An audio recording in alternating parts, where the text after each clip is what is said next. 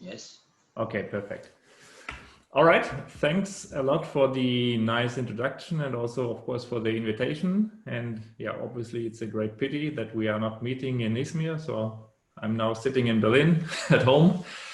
But okay, that's the situation we have to deal with. And yeah, let's see how it goes in the future. In today's lecture, I will present a little bit about the research activities we are conducting at the Eindhoven University of Technology. So the chair I'm leading is called Innovative Structural Design, but in the last couple of years also the term of sustainability became very important. So that's why I gave the title to the lecture, Innovative and Sustainable Structural Design, because I think it's an important combination. So before I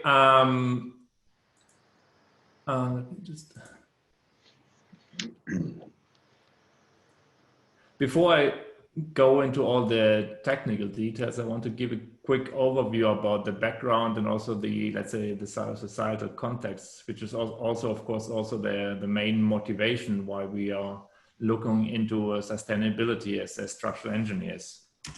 And there are, of course, a couple of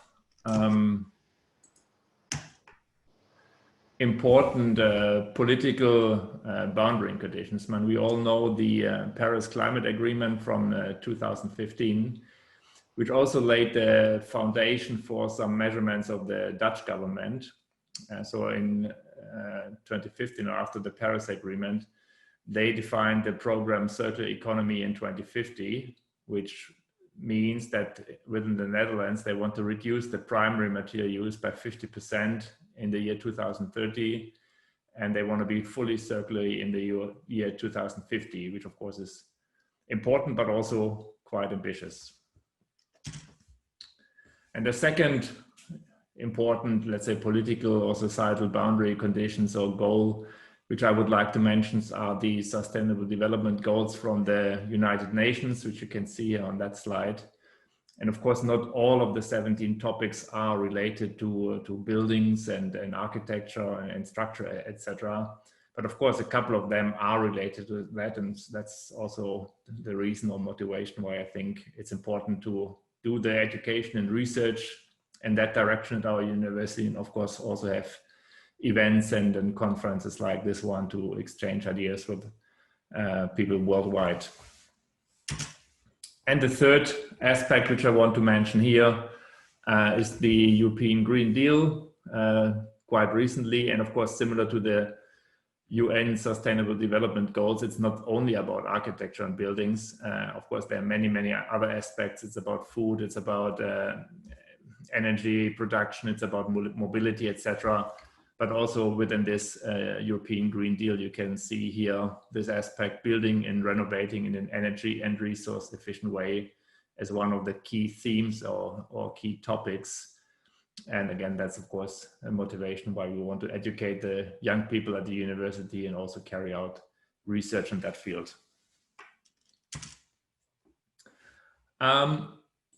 Obviously, sustainability in the built environment is not completely new. So in the last 20 years, there were many discussions and of course also many developments in that field, but the main focus was on energy. So on the one hand side, the production of renewable energy, so solar energy, wind energy, water energy, etc. But also about the development of energy efficient buildings to reduce the operational energy which buildings use during the operation. And of course, it's good that many things have been achieved in that field, but actually, from my point of view, energy is not the main problem. So we have the sun, and there is, practically speaking, infinite of energy. Of course, there are political boundary conditions, there are technical challenges, etc. So it's not completely easy, but again, in theory, there is energy enough. But in contrast to that, material resources, they are not unlimited in comparison to solar energy. And obviously the construction industry is the biggest user of natural resources, different kind of materials, steel, concrete, etc. And that's why I think it's very important and also a big responsibility for architects and then structural engineers to look into that topic in order to take care about these limited resources and to use them in an appropriate way.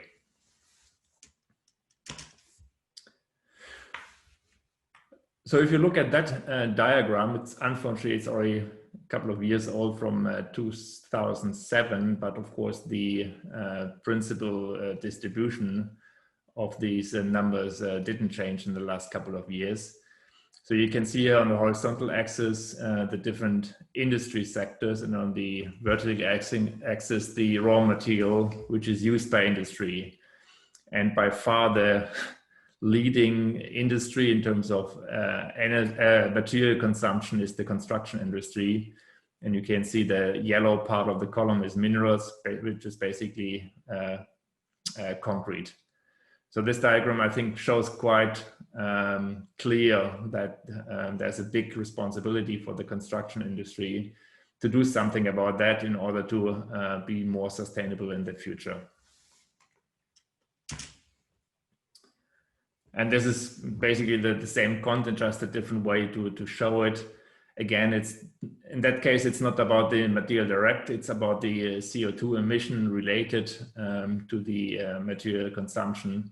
And again, buildings and construction industry is by far the biggest part in the world who is responsible for quite a lot of the CO2 emissions.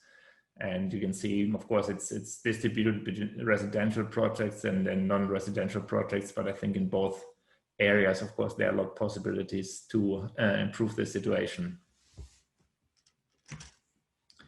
And another diagram, which I think is also important to show the relative importance between the operational energy and the embodied energy. So the operational energy is the energy which is used to run and maintain a building, to heat a building, to ventilate the building, etc. But as I said in the beginning already, in that area, a lot of progress have been done in the last 20 years. So the amount of operational energy reduces or reduced quite a lot and will reduce further in the future. While in the last 20, 30 years, more or less nothing has been done in relation to the embodied energy, which is the energy related to the materials. So which is necessary to produce the materials, but also to transport the materials to the construction site and then also carry out the construction process, and maybe also related to the demolition process. And with this study, you can see there's a strong shift in the ratio between the operational energy, which was very important in the 70s, but will be less important in the future. And again, I think that's important to understand why it's also important for structural engineers to look into that topic. This is another overview, again, from the United Nations, these numbers. So the upper diagram shows the contribution of different materials in different continents for residential projects. And you can see, for instance, in North America, there's actually a quite big amount of, at least for the residential projects, which are built in wood or timber, which of course is from a sustainability point of view better than using steel or concrete. So even if, let's say, the US, of course, in many cases is not really ambitious in terms of reaching climate goals, but at least in terms of residential projects, they're quite good compared to other continents. But if you look at the lower diagram, then these numbers, again, for different continents and different construction types, there you can see the difference between the different continents is less, and you can see most of the office buildings or non-residential buildings are realized in either steel, concrete, or composite, which is then a combination of steel and concrete. So if you look at all these numbers, we see there's really a huge demand of sand in the last couple of decades, and the demand for sand increased a lot. So this is why nowadays really people are already struggling to get sand. so if somebody is interested, there's a very interesting book by Vince Spicer called the World in the Grain, which really explains the resource problem with sand, because sand is not only used in the construction industry, sand is used in more or less any industry. And in the meantime, they're really fighting and struggling against each other in order to get enough sand for their own industry. Then another thing which I just want to point out, which is a date. The date is the 22nd of August, 2020. That's just 3 or 4 days ago. And I don't know if you are aware what happened on that date. So on that date was the so-called Earth Overshoot Day, which is the day in the calendar year when the resources which are used by humanity exceeds the Earth capacity which can be regenerated in any year. And if you look at the next diagram, you can see how this Earth Overshoot Day developed over the last 50 years. So if you're looking back 50 years, so in the year 1970, so then at that time the Earth Overshoot Day was around end of December, which means in principle the society used as much natural resources as much could be regenerated by the Earth. So everything was more or less in balance. But since then, the day when this capacity was not enough anymore became earlier and earlier. You can see it in the last 10 years around here. It's around end of July, early August. It's at least somehow stable. And then this year it went back for 3 weeks. But of course, this is not really a reason to celebrate because we are more sustainable, but because the one and only reason for that step is, of course, Corona, COVID-19, which maybe from an environmental point of view is a good thing. But in total, of course, it's nothing good and nothing to celebrate. And if Corona is hopefully over soon, then this again will go down again or go back to earlier dates.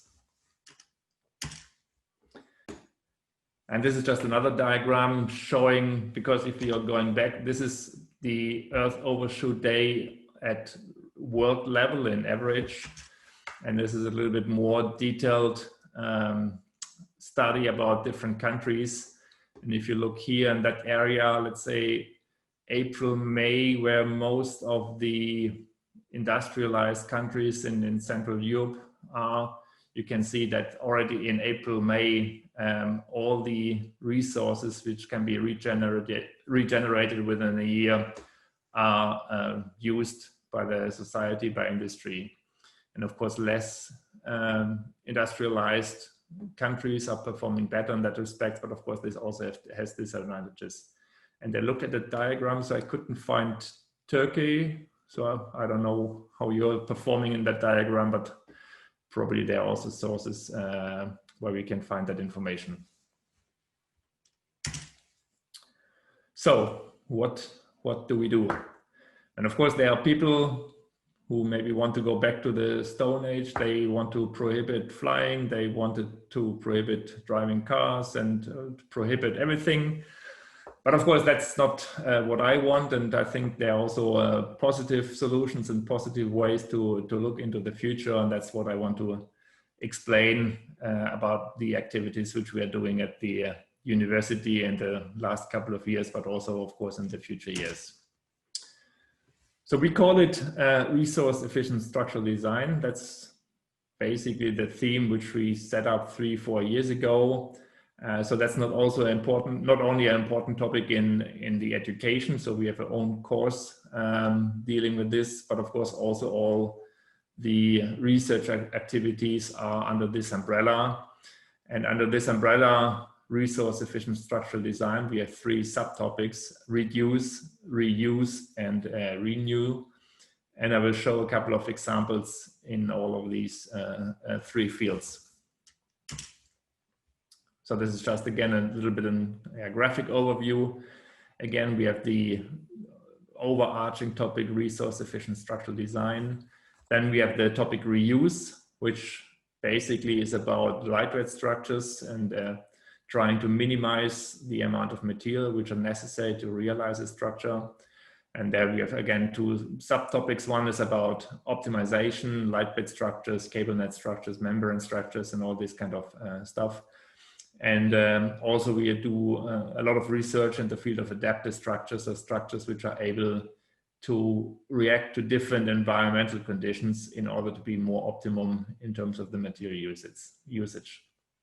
Then the second big area apart from the reduce is the topic reuse, and that relates to the term circular economy, which is nowadays used quite a lot, of course, not only in the construction industry, but also in many other industries. I think that's an important thing which will develop strongly in the next 10 or 20 years. And if you're looking at reuse, I will go into more detail later. Then we look at reuse at a material level, reuse at a building component level, but also reuse at a building level. And the third possibility to deal in a resource efficient way in structural design is renew, which basically means we are trying to work with renewable and not with fossil materials. And I will also show some examples later on. So first, let's talk about reuse and lightweight structures. And of course, that's nothing completely new. There are well-known examples, people like Buckminster Fuller or Frei Otto, which already started in the mid of the last century to develop really great structures. For instance, here the dome in Montreal, 1967 for the Expo. But of course, there are different types of structures like this, dome structures, grid shell structures. Then of course, Frei Otto did many studies about cable net structures, membrane structures, and they are very efficient structures and very good examples, of course, in efficient and resource efficient structural design. But of course, most of these structures are high profile structures for specific events like expos or big football stadium, etc. And most of the thoughts about lightweight structures are not really introduced in conventional building structures. And as I mentioned before, of course, we are not only doing research, we also try to educate the students in that way. So we have, of course, different levels. And of course, we are teaching also at the bachelor level, but most of our activities are related to the master education. So we have this course, Resource Efficient Structural Design, which describes all the concepts basically, which I will explain this evening.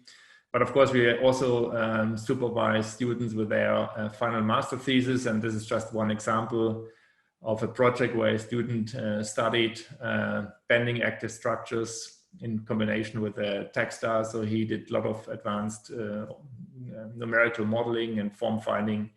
And at the end also he could realize that prototype. Or another example, also a final master thesis from two students which was supervised by our chair, which is the topology optimization of this shell structure in order, again, to achieve minimum weight for given boundary conditions or given load combinations.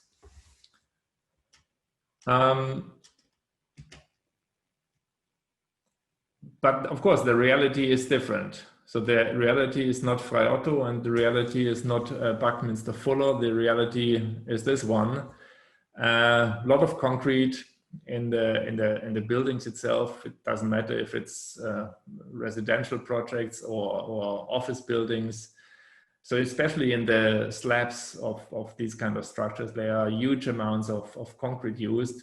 And unfortunately, in most cases, the material is not even utilized to 100%. So it's quite inefficient way to use the material. So from a practical point of view, I think there's a huge optimization potential.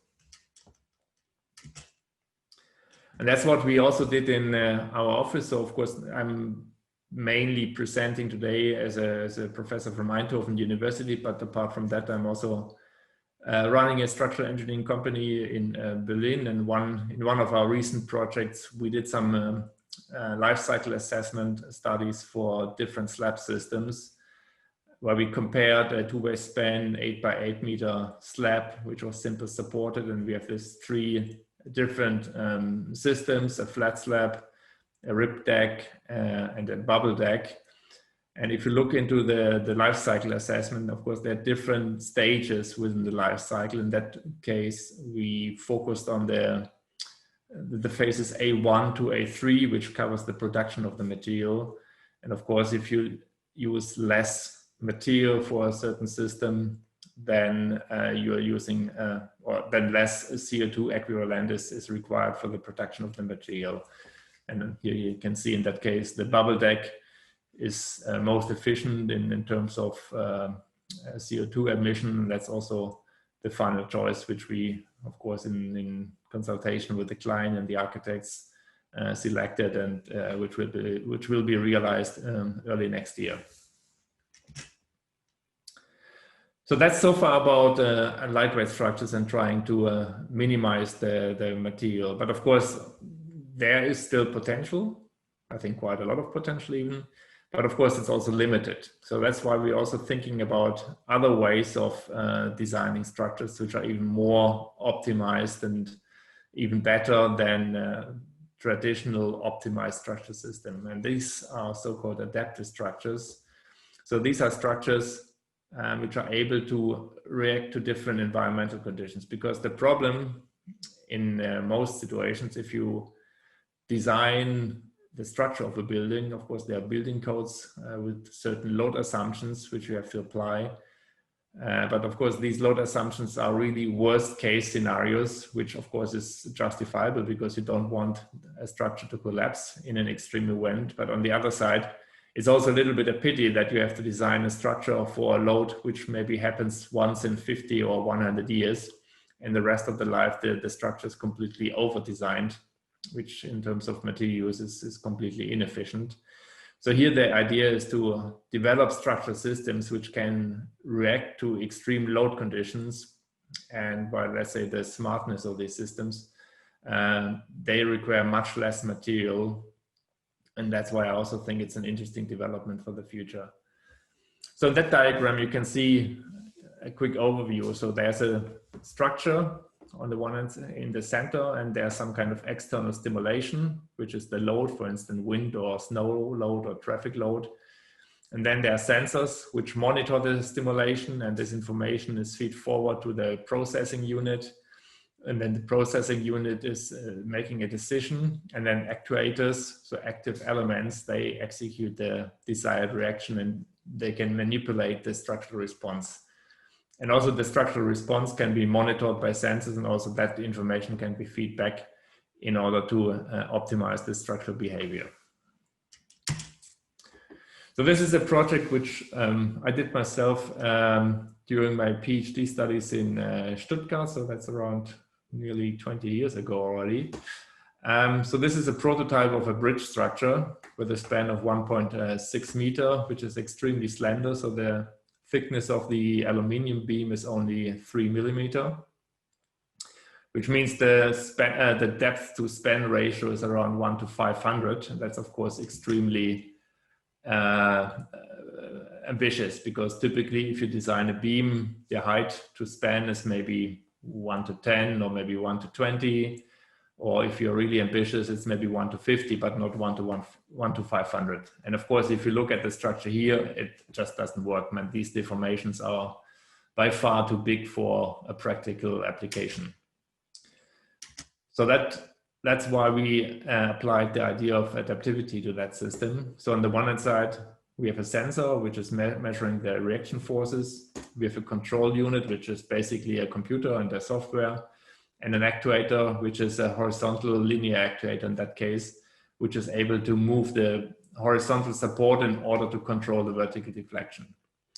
So in that case, that means that the vertical deflection from the point where the load is applied is always 0, which basically means the stiffness is infinitely high. And then basically we replace material with energy. And as I said in the beginning, I think energy is not really the problem. So if we can actively counteract the external forces, we can reduce the amount of material which is required for a structural system quite dramatically. And we did a similar study at the university again. It's a master student who did some research and also design of that prototype with this arch structure. So you can see here this arch made out with a very thin plexi shell. And at the bottom on the left-hand side and the right-hand side, you can see electric linear actuators, which are able to control the rotation of the support conditions. And by controlling the rotation of the support conditions, you can control the deformation state of the structure system.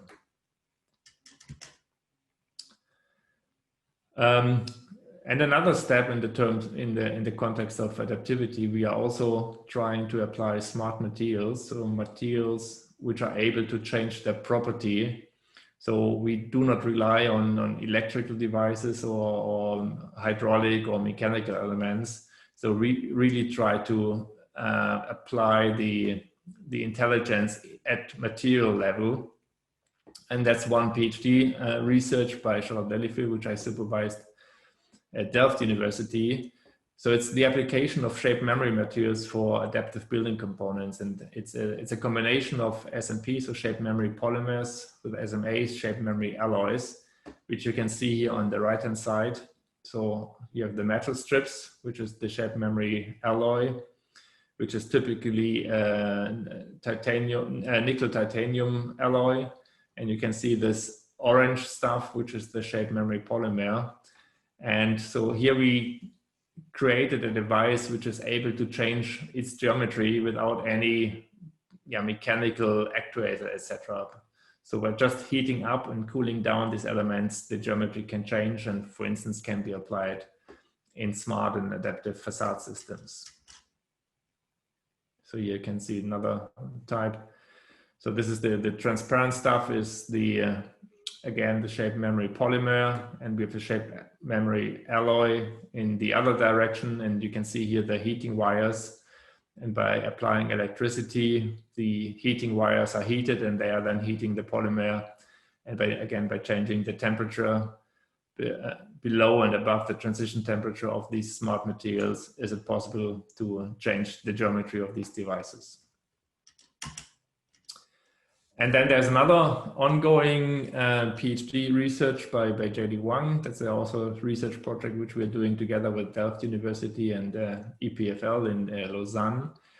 There we're trying to, again, use shape memory polymers, in that case in combination with Kevlar fibers, to create a smart composite structure, which is able to change its stiffness.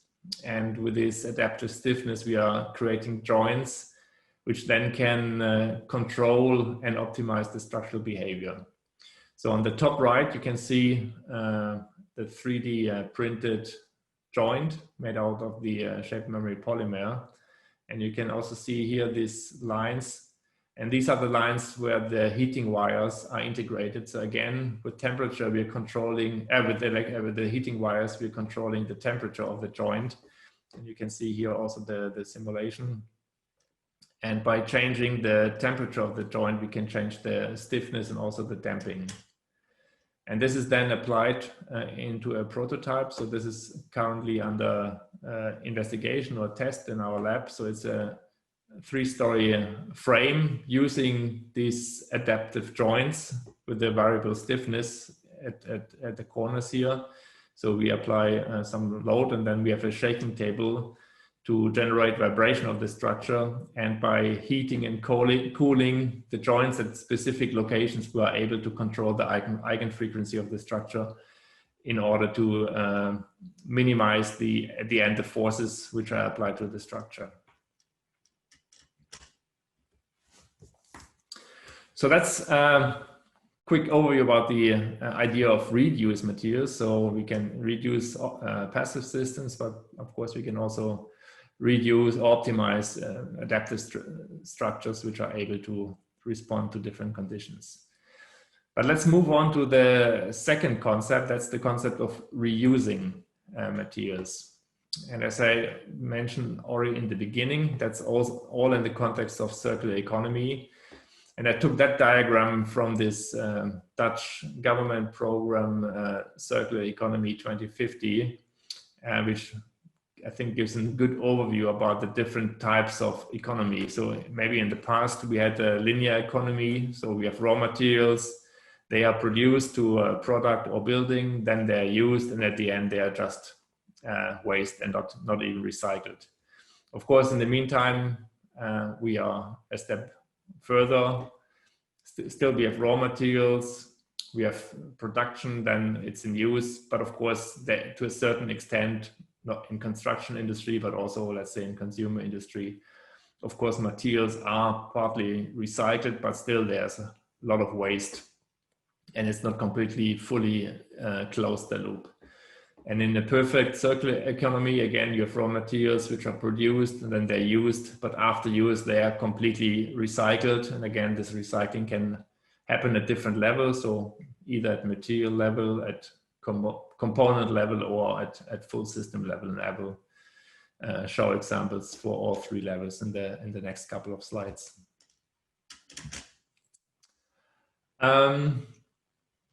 That's what's happened in the past, and of course, which is still happening. Waste. That's applicable to the construction industry, but also to consumer products. And this quote, "Waste is bad design," actually is not my invention. I heard it myself at a conference. Unfortunately, I can't remember the originator of that. So I think it's a quite good idea that waste is basically bad design, because in an ideal world or in a circular economy, you don't have waste because everything can be reused. And as just mentioned before, this not only relates to cars or consumer industry, that's also true for the building industry. And of course, if we have a building structure which will be demolished after 20 or 30 years, then of course you really have to think, was it really a good design or not? And in most cases, probably it was not a good design, because otherwise you would not demolish a building after 20 or 30 years.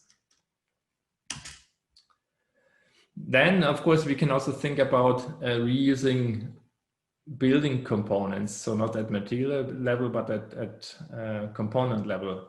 So that picture is taken from the train station in Eindhoven. And you can see the roof structure with the trusses. And of course, if you just look at the roof structure, it doesn't look very special. And yeah, it's not necessarily very, very beautiful or very interesting. But the interesting aspect from that roof structure is that all these trusses are so-called Bailey trusses. And these trusses were used in the Second World War as military bridges. And after the Second World War, the bridges were then reused as the roof structure.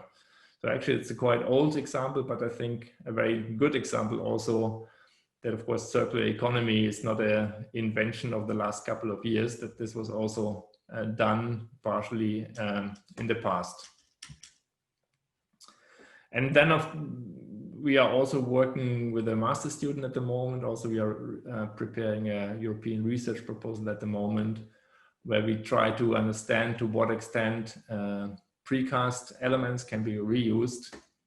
So this is just some pictures and diagram taken out from the master thesis, which is still going on. So if you imagine you have different kind of office buildings which will be not used in the future anymore. So of course, then you can think, okay, at least we can reuse the elements.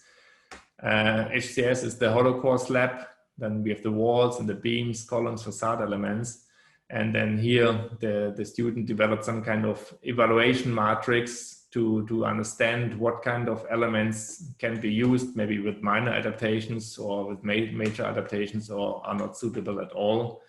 And then here on the right-hand side, you can see it's a kind of puzzle. So you have a lot of different elements with different geometrical properties, different mechanical properties. And then we are still working on the idea how to develop a design method or design approach to reuse these precast elements.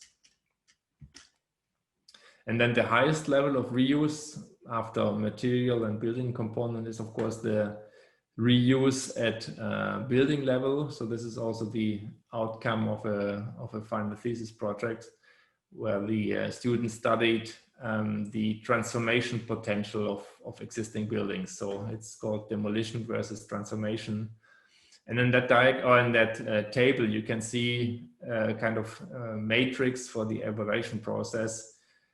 So you have the building site, which of course plays a certain role in the question, will the building be demolished or transformed? Then the structure system, the skin, building services, access, space plan.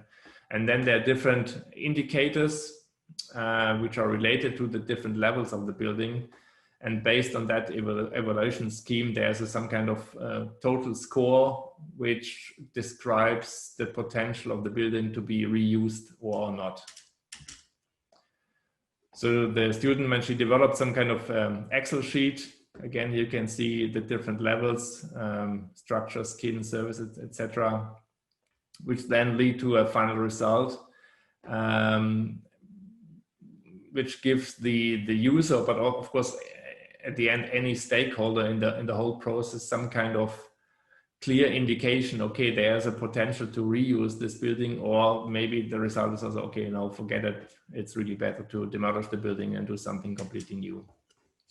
So in that final thesis, the student, when she looked into 60 buildings, and 40 of the buildings were transformed over their life cycles, but 20 buildings were demolished. And we try to understand, so what are the criteria or the indicators which say, okay, the building has potential to be transformed or the building should be demolished. And the outcome, or one outcome of the thesis, is survival probability of buildings with low and high flex scores. So let me briefly explain this diagram. So on the horizontal axis, it's the service life. So 10, 20, 40, 60 years, etc. And on the vertical axis is the survival rate up to 100%. So if you look, for instance, here at 20 years, you can see after 20 years, the survival rate is 100%. Of course, always related to the 60 buildings studied in that project. Of course, that's not a general thing. But then around after 30 years, you can see the first buildings are demolished. And of course, if you go longer in the service life, more buildings are going to be demolished, which of course is also logical to a certain extent.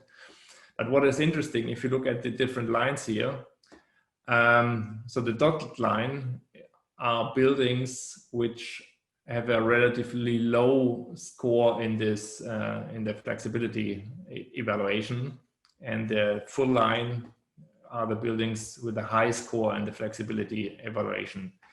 And if you then look, for instance, after 60 years, you can see around 45% of the buildings with a good evaluation are still alive, while only less than 20% of the buildings with a low transformation score are still alive, which of course is some kind of proof or confirmation that the evaluation method somehow in principle makes sense and is correct. But of course, it's a quite complex thing, and we are still working on it and trying to develop this further to give especially maybe real estate companies good advice to what to do with their buildings. So either transform it after 20, 30, 40 years to something else, or demolish it if it really doesn't make sense.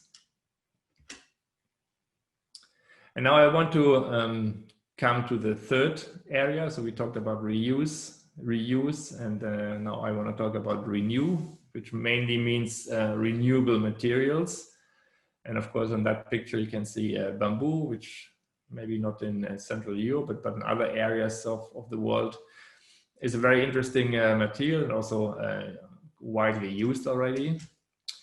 But we used a different renewable material for the project which I will present now. It's a biocomposite bridge at the campus in Eindhoven. So you can see that picture with the bridge here. So in the background is the campus of the university, and there's a small river, the River Dommel. And there's one location where there was an existing bridge with a span of 14 meters, and we had the possibility to replace the existing bridge with a new one, with this new biocomposite material, which is mainly made out of hemp and flax fibers. So here you can see some basic information about the material. So it's a composite material, and as let's say traditional composite materials, it consists of fiber and a resin. So for the fibers, we used flax and hemp fiber, which is locally grown, harvested, and also available in the Netherlands. And here on these pictures, you can see different types of the material. So there's non-woven material, bidirectional material, but also unidirectional fibers, which are used in different areas of the bridge. And then the second component in composite structures is the resin, which binds everything together. So our goal was to use a 100% bio-based resin, but there are some resins which are 100% bio-based, but either they are not available in large commercial quantities, or there are other reasons. So at the end, we used a material called green epoxy, which is at least 56% bio-based. And the third material which we used is the core. Maybe I go quickly back. So here, everything what is green, so it's a hollow section, and everything what is green is the biocomposite material with a thickness of 2 or 3 centimeters. But inside this hollow core, there's a lost formwork, which is the core, which is also a bio-based material called PLA.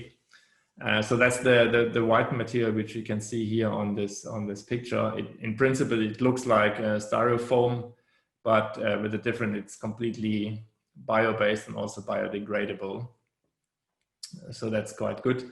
But the challenge here is that the PLA foam has a melting temperature of about 80 degrees Celsius, but the temperature during the hardening process of the biocomposite structure can be above 80 degrees. It can be up to 130 degrees, which means we have a melting problem here.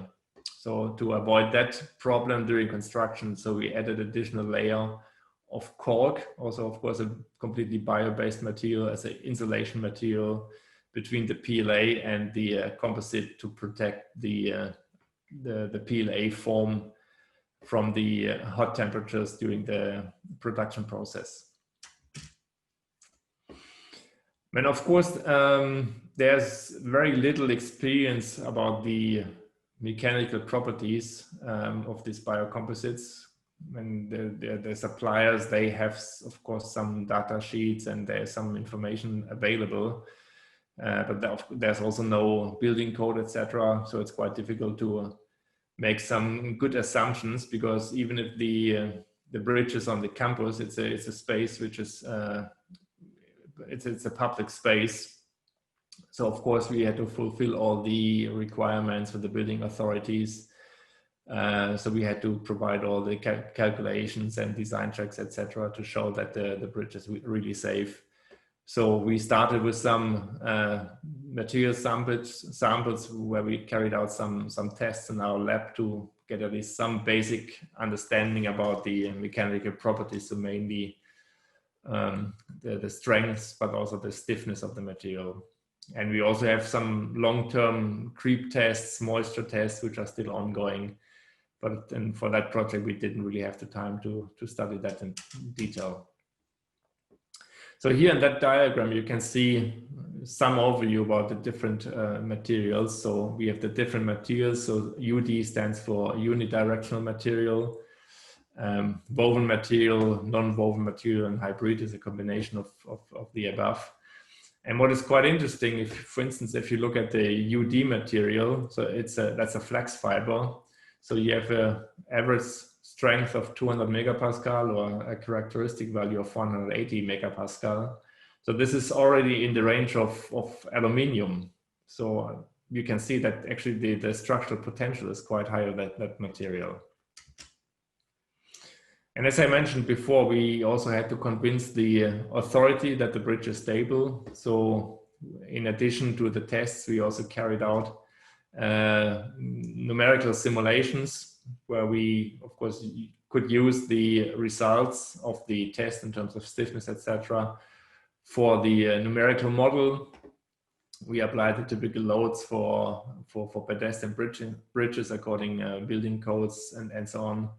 And with these calculations, of course, we submitted them to the authority. But they still required, in addition to the numerical test, also a full-scale test, and I will show that in one of the next slides. And before we could realize the full bridge, we first built a one-to-one scale mock-up, because most of the work was done with students. So we had, let's say, professional help from a composite company, NPSP. So they guided the students, but most of the work was done by the students. So I think it was also very important to educate the students how to produce and manufacture this kind of material. And here you can see the one-to-one scale mock-up. So this is the bridge. So this is the PLA foam, which I mentioned before. And around the foam, you can see the composite material. These are the hand railings. And on top of the composite is some kind of gravel laminated to the composite material on the one hand side to make a better surface for the people walking on it, but also to have some kind of protection for the laminated material. And here you can see the full-scale load test, which was required by the authorities before they gave us the approval to install the bridge. So this is the bridge, so spanning from here to here, around 14 meters. And we had to apply the normal life load of 5 kilonewtons per square meter for pedestrian bridges according Eurocode. So in that case, we applied this water tanks, 7 times 950 kilograms, to simulate this 5 kilonewtons per square meter load.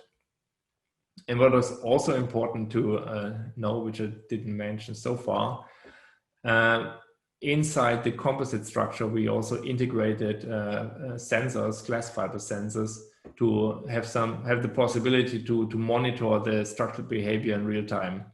So we have the possibility to basically to plug in a laptop to the bridge and to measure the strain at different locations of the bridge.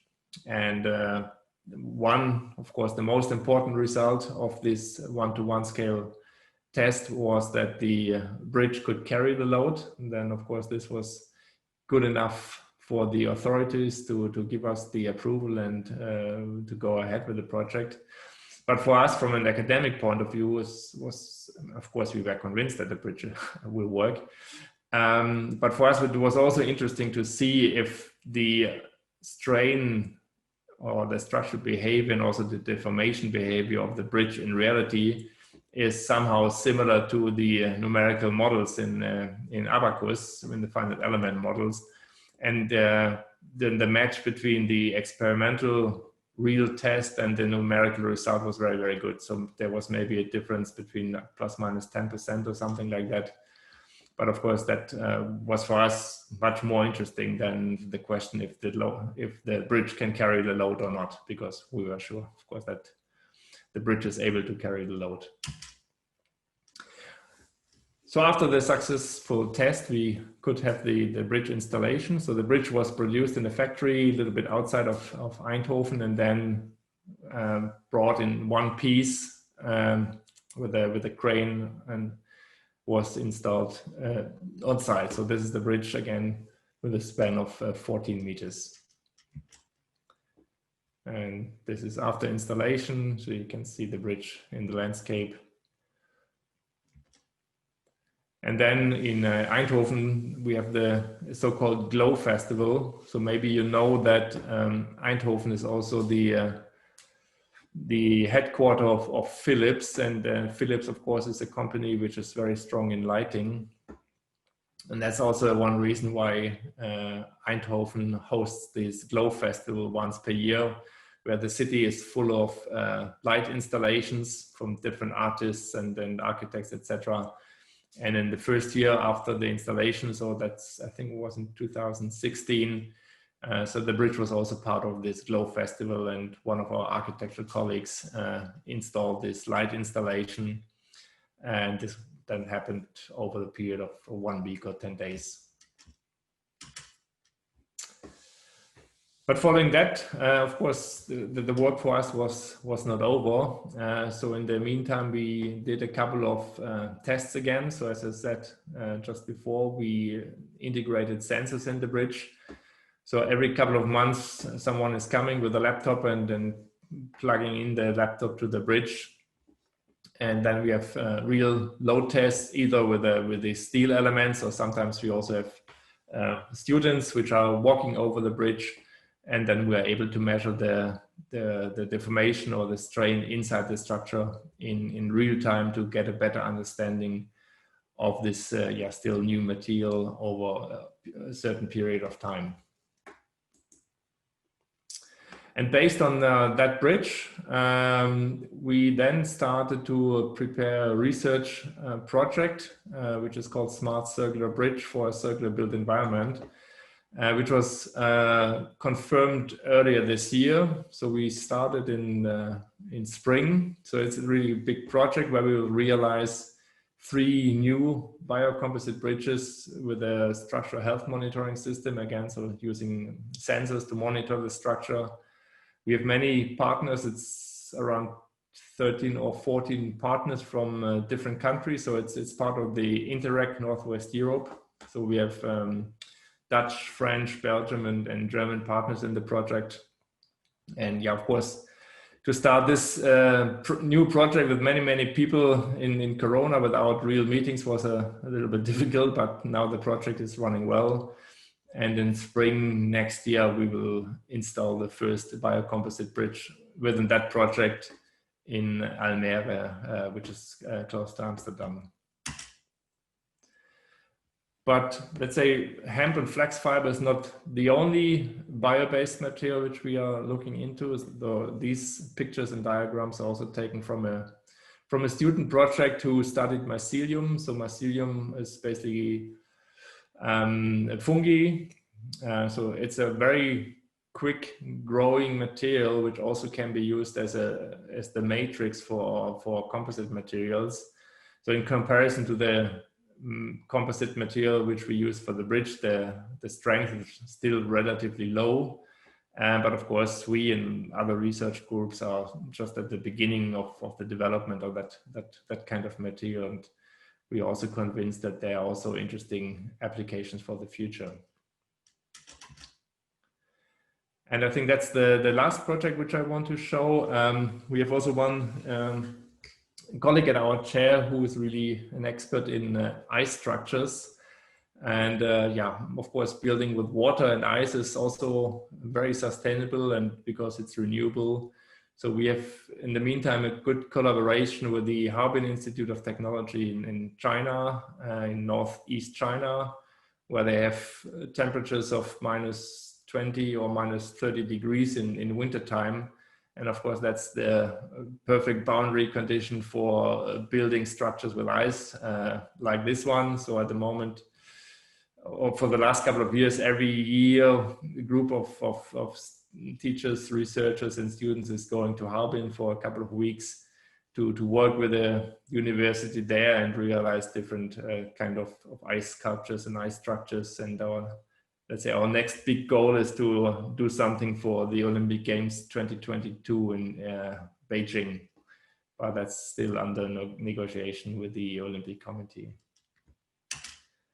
All right, so this is already the last slide. So of course we also have a couple of publications about the different topics. So, and if you are interested in to get more information about one of the topics, yeah, just let me know, and then of course we can send you further information or discuss this in more detail.